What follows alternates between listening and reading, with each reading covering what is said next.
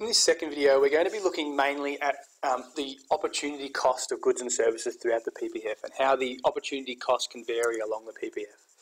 But we'll just start with a quick recap. So what does the PPF show? The PPF shows the production combinations available to an economy producing two goods and services, assuming they're using all their resources as effectively as possible, and they're using them in the most efficient way possible. They're being technically efficient, and we'll talk about that a little bit later. And it assumes all full employment of existing resources and the best available technology and use of the best available technology. So using all the capital available, using all the labour resources available. The productive capacity is the point at which production or GDP is occurring at the maximum level possible in an economy. So that is represented by the line in the PPF. It's the physical limit that the economy is able to produce at that point in time. Points outside the PPF cannot be obtained at the moment because we don't have the resources. It's important to remember that resources are fixed at a given point in time, but they can be expanded on in the future. If we try to purchase quantities of goods and services outside the PPF, this is likely to lead to shortages and inflation. Inside the frontier means that there's underemployment or underutilisation of labour and other inputs, which we talked about before. Resources are not being fully employed. Shifting the PPF, one way that we can do that is if we come up with new techniques to develop, which allow wine producers to increase their output. So that would shift the PPF in the fashion like this.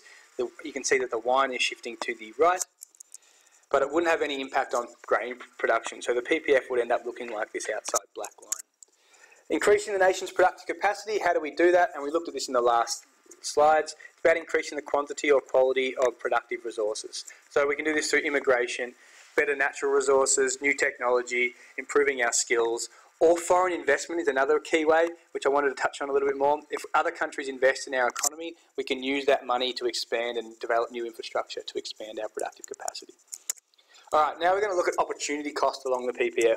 So here's a PPF with what we call a constant opportunity cost. You can see that there is a diagonal line. So what that basically means, if we want to go from producing 0 units to 3 units of brand A, what we have to give up is 3 units of brand B. We go from point 15 to point 12 here.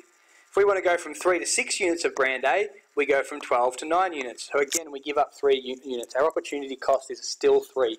If we move from producing 9 to 12 units of brand A, then again we give up 3 units of brand B. The reason for that is that resources are equally suited to both types of production. Because resources are equally suited, it doesn't really matter where we shift our two resources. We're still going to generate the same level of output. And that would be the case if brand A and brand B were very similar products. So for example, it was white and multigrain bread or something like that. And this is sort of what the opportunity cost is. As you can see, it's constant all the way down. We're giving up 2 units every time we produce 2 units more of brand B. We're giving up 2 units of brand A. Now what we're going to look at now is when the opportunity cost is not constant along the PPF, and most of the PPFs we look at are going to have a non-constant or varying opportunity cost. So here's a table looking at a PPF for an economy that can produce pizzas or produce robots. So say at the point we start at point A, we're producing 15 pizzas and 0 robots. If we want to suddenly move to produce more robots, say we decide we want to produce 9 robots, we only have to give up 3 pizzas. We've gone from 15 to 12. So our opportunity cost of producing the first 9 robots is only 3 pizzas. Okay, so our opportunity cost per robot is only 1/3, and it's very hard to draw with a yellow pen, but it's about 1/3. Now if we keep moving along and we want to produce more and more robots, so we've gone from producing 0 to 9, what about if we want to go from producing 12 to producing 15? So we're only getting another 3 robots. If we want to go from producing 12 to 15 robots, we have to give up 9 pizzas. We have to go from producing 9 pizzas to 0 pizzas. So the more robots we produce, the greater the opportunity cost. And what's the reason for that? Well, because we're starting to shift resources that are not suited to that type of production. So for example, if we're producing all pizzas, the first person we're going to get to start producing robots is our engineer. Our person that was no good at producing pizzas, but was really, really good at producing robots. And therefore, we don't have to give up much. Their resources weren't suited to producing pizzas anyway, so we're not giving up much to produce the first robot, or the second robot, or even the 9th robot. But by the time we get to production possibility point F, we're starting to devote our resources to the ones that were better suited to pizza. So our opportunity cost is very, very high. Okay, so the more we produce of a good or service, the higher the opportunity cost. So if we want to go from producing 12 pizzas to 15 pizzas, we have to give up 9 robots. Okay, and you can see it again on this graph here. Say this is boats on the x-axis. If we want to go to producing 0 boats to producing 4 boats, we only have to give up 1 truck. We go from this point here to point C. But if we want to go from producing 4 boats to 9 boats, I'll say we want to go from producing 4 boats to 7 boats, so an extra 3 boats, we now have to give up two trucks. And if we want to go from producing 7 boats to 10 boats, we have to give up all of these last 7 trucks. So the more boats we produce, the more we go this way, the higher the opportunity cost. And if we're talking in terms of trucks, the more we go up the y-axis, the higher the opportunity cost. So for example, if we want to go from producing 0 trucks, which would be this point here, to producing 4 trucks here, we only have to give up 1 boat. But if we want to go from producing, let's say, 7 trucks, so we're at this point here, and I know it's getting a little bit confusing, to producing 10 trucks, we have to give up all of these 7 boats. So the more that we produce of something, the higher the opportunity cost. And I'll just show you a few quick examples here. Okay, and now this is an example of wine and grain, resources not equally suited to both types of production.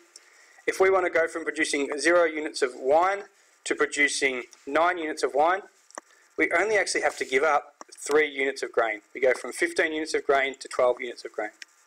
But if we want to go from producing 9 units of wine to 15 units of wine, we have to give up 12 units of grain. All of this in here. So the more wine we produce, the more we go this way, the higher the opportunity cost. And it would be the same with grain.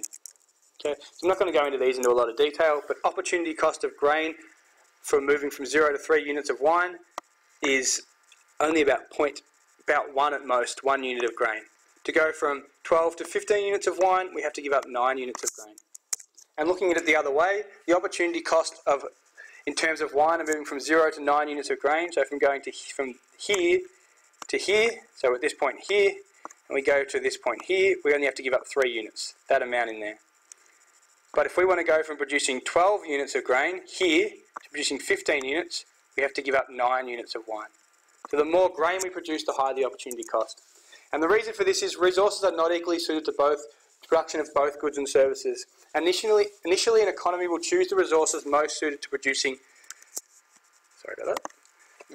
most suited to producing that type of good or service. So the more resources we allocate to something, the higher the opportunity cost, because we are shifting labour and capital resources less suited to that type of production.